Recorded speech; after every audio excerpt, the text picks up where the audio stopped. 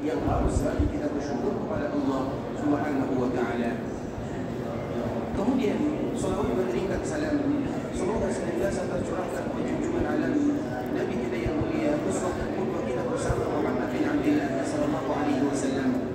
Rasulullah sallallahu alaihi wasallam disebutkan oleh Allah bil mu'minina raufur rahim. Rasulullah sallallahu alaihi wasallam adalah orang yang paling sayang kepada orang-orang mukmin. Artinya Nabi sallallahu alaihi wasallam sangat sayang dan cinta kepada umatnya. Ia Nabi sallallahu alaihi wasallam tidak bisa berjumpa dengan semua umatnya, dan umat Nabi pun tidak bisa bertemu dengan Rasulullah sallallahu alaihi wasallam semuanya dalam kehidupan dunia. Namun walaupun demikian, Nabi sallallahu alaihi wasallam senantiasa mengingat kita, mengenal kita di dalam setiap doa-doanya. Makanya ada hadis yang selalu kami sampaikan di khotbah Islam agar kita tahu bagaimana kasih sayang Rasulullah sallallahu alaihi wasallam kepada orang-orang mukmin. Di dalam sebuah hadis yang dibawakan oleh Imam At-Tabarani rahimahullah taala, ketika ibunda kita Aisyah melihat Rasulullah dalam keadaan bahagia, maka Aisyah mengatakan, "Ya Rasulullah, ud'ullaha li." Doakan diriku ya Rasulullah. Itu merupakan permintaan ibunda kita Aisyah kepada nabinya, kepada suaminya, ketika Aisyah memperhatikan Rasulullah dalam keadaan bahagia. Kemudian Nabi sallallahu alaihi wasallam tidak mungkin menolak permintaan dari kekasih hatinya, dari orang yang paling dia cintai. Aisyah tidak meminta dunia kepada Nabi sallallahu alaihi wasallam. Aisyah tidak meminta harta kepada Nabi sallallahu alaihi wasallam. Aisyah hanya meminta, "Ya Rasulullah, doakan diriku." Permintaan yang sangat indah yang menunjukkan kepada kita bagaimana kualitas ibunda kita Aisyah yang akan selalu mendampingi Nabi di dunia dan juga akan mendampingi Nabi di dalam surga. Kemudian Nabi pun mengangkat kedua tangannya, berdoa kepada Allah dengan doa yang panjang. Nah, doa Nabi sallallahu alaihi wasallam didengarkan oleh ibunda kita Aisyah radhiyallahu taala anha. Karena memang Aisyah berada di sampingnya. Nabi berada di dalam rumahnya, rumah ibunda kita Aisyah yang berada di samping Masjid Nabawi. Kemudian di sela-sela doa tersebut, maka Rasulullah sallallahu alaihi wasallam mengatakan, "Ya Allah," ini di antara isi doa Nabi sallallahu alaihi wasallam, "Ya Allah, ampunkan dosa Aisyah, ampunkan dosa yang pernah dia lakukan dan yang akan dia lakukan." Doa ini ikhwatul Islam adalah doa yang sangat indah, karena memang tidak ada tujuan kita beribadah kepada Allah kecuali ingin diampunkan dosa oleh Allah Subhanahu wa taala. Nah, sekarang yang mendoakan Aisyah adalah Rasulullah sallallahu alaihi wasallam. Yang mana kalau Rasulullah sallallahu alaihi wasallam berdoa, maka dikabulkan oleh Allah Subhanahu wa taala. Setelah Nabi sallallahu alaihi wasallam selesai berdoa, kemudian Nabi melihat ibunda kita Aisyah dalam keadaan tersenyum, dalam keadaan bahagia. Nabi pun bertanya, "Ayasurruki du'ai?"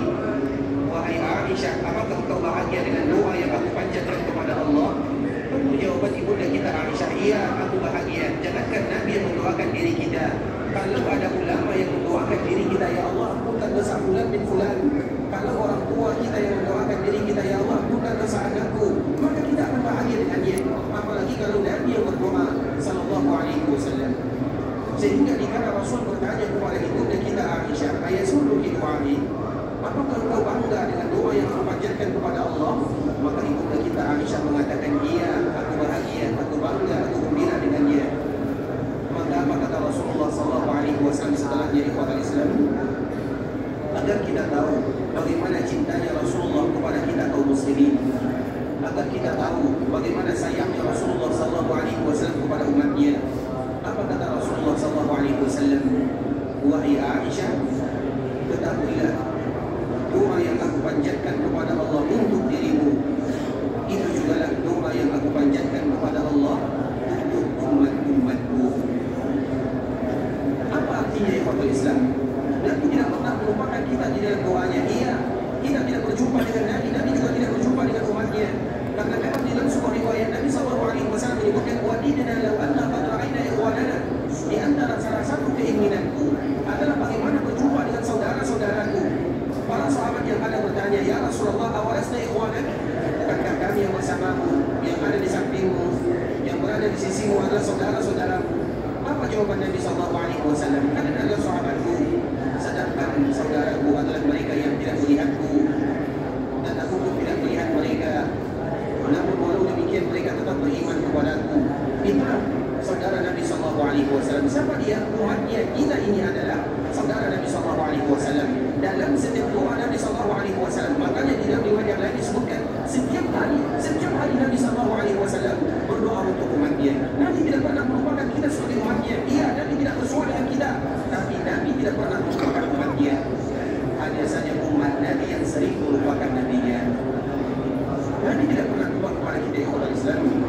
Di dalam setiap doa yang dipanjatkan oleh Nabi sallallahu alaihi wasallam ada doa untuk umatnya. Bahkan kalimat ummati adalah kalimat yang selalu disebutkan oleh Nabi dalam kehidupan dunia dan juga dalam kehidupan akhirat sana. Bukankah kalimat yang selalu keluar dari lisan Nabi ummati di dunia Nabi menyebutkan ummati, di akhirat Nabi sallallahu alaihi wasallam juga menyebutkan ummati.